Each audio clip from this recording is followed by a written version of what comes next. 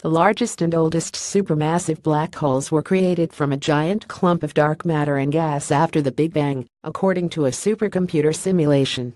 Supermassive black holes have long been a mystery to the world's eggheads.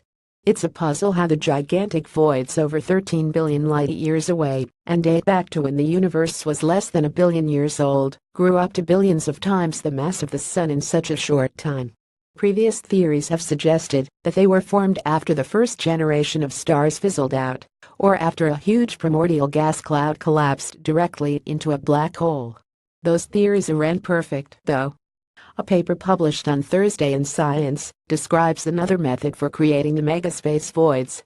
By assuming more realistic settings and modeling the way gas and dark matter interact with each other, boffins now believe that a massive cloud of dark matter formed when the universe was just 100 million years old. Passing streams of supersonic gas were caught by the dark matter cloud to generate a dense, turbulent cluster where a protostar began to take shape. As more gas was trapped, the star swelled to a massive size without releasing radiation.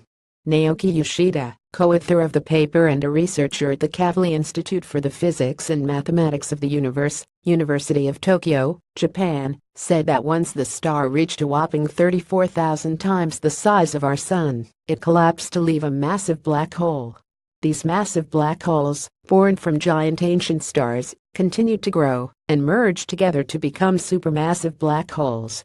Shingo Hirano, co-author of the study and an astrophysicist at the University of Austin, Texas, said the simulations showed that the number density of massive black holes is derived to be approximately 1 per volume of 3 billion light-years on a side, remarkably close to the observed number density of supermassive black holes.